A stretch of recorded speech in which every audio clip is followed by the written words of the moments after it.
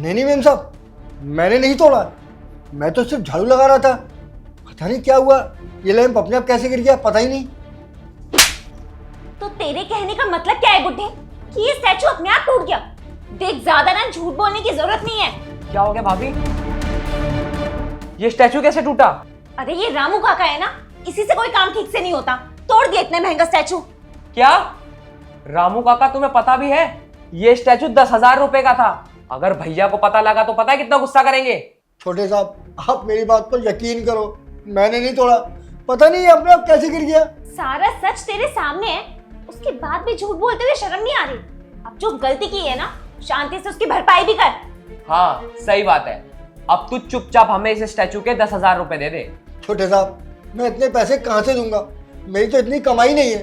ठीक है, फिर हमने जो तेरी 3 महीने की सैलरी नहीं दी है ना अब तक, हम ये पैसे उन्हीं में से काट लेंगे। मेम साहब मेरे साथ ऐसा मत कीजिए, अगर आप मेरे साथ ऐसा करोगे तो मैं अपना घर कैसे चलाऊंगा। अरे तो हम क्या करें, हम कोई महल में थोड़ा रहते हैं जो इस चीज की सरदर्दी ले।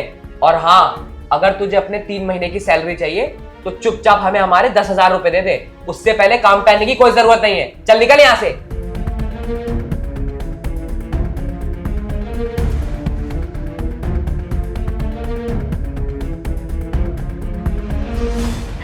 क्या मस्त बेवकूफ बनाया रामू काका को, 3 महीने की सैलरी भी नहीं देनी पड़ी। हाँ भाभी, और वैसे भी ये स्टैचू तो 300-400 का था।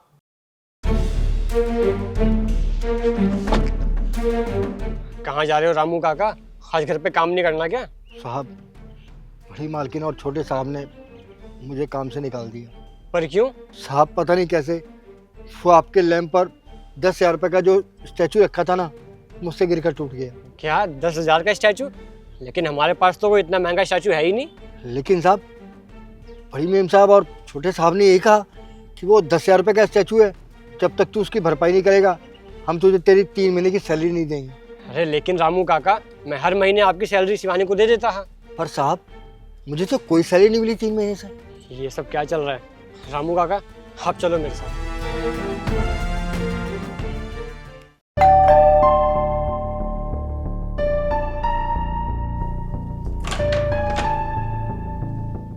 आयुष आ गए तुम?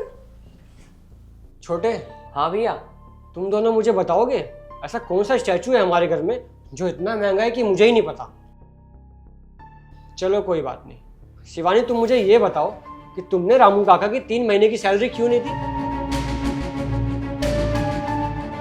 चलो ये भी छोड़ो, जो मैं तुम्हें रामू काका की सैलरी देता था वो लाकर तुम इनको दे दो। आयुष, वो पैसे मुझसे खर्च हो गए। क्या? तुम मुझे बताओगी कि तुमने रामू काका की सैलरी क्यों नहीं दी, और उस स्टैचू को इतना महंगा बता के तुमने इनकी 3 महीने की सैलरी क्यों काटी? भैया मैं आपको सब सच बताता हूँ। मेम साहब वो इस महीने की सैलरी।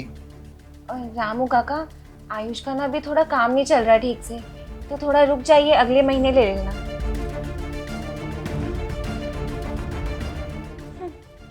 अब इन पैसों से करूंगी मैं शॉपिंग। अच्छा भाभी, तो भैया ने जो पैसे रामू काका की सैलरी के लिए दिए थे वो आपने अपने पास रख लिए। देखना मैं भैया को सब बता दूंगा। देवर जी आप भी ना, अरे ये 2 कौड़ी के नौकर है, इनके बारे में क्या सोच रहे हो आप? देखो देवर जी, इस महीने की सैलरी मैंने रख ली, अगले महीने की आप रख लेना। हाँ भाभी, आइडिया तो मस्त है, ऐसे ही करते हैं। छोटे साहब बड़े साहब कब तक आ जाएंगे? क्यों, तुझे क्या करना है? वो साहब क्या है ना कि 3 महीने से मुझे सैलरी नहीं मिली, घर का खर्चा चलाना बहुत मुश्किल हो रहा है, तो मैंने सोचा कि बड़े साहब आए तो मैं उनसे सैलरी मांग लूँ। भैया तो 2-3 दिन बाद आएंगे, तब बात कर लियो। ठीक है सर। अरे भाभी, वो रामू काका तो भैया से बात करने को कह रहा है, अगर भैया को पता चल गया फिर तो दिक्कत हो जाएगी। मतलब हमारे आखिरी प्लान को अंजाम देने का टाइम आ गया है। मतलब? रामू काका को फंसाकर काम से निकलवाने का।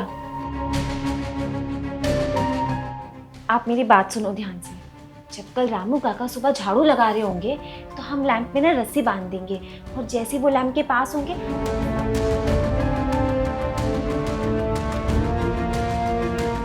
बाद में हम उसको बोलेंगे कि इस नुकसान की भरपाई कर, वरना अपनी 3 महीने की सैलरी भूल जा, और तब तक काम पर आने की जरूरत नहीं है। वाह भाभी, क्या मस्त प्लान है। तुम दोनों को जरा भी शर्म नहीं आई एक मजबूर इंसान के साथ ये सब करते हुए? तुम दोनों को ये सब करके मिला क्या, बताओगे मुझे? आयुष, तुम्हारी सैलरी से ना सिर्फ घर ही चल पाता था, हमारी कोई भी फरमाइश पूरी नहीं हो पाती थी।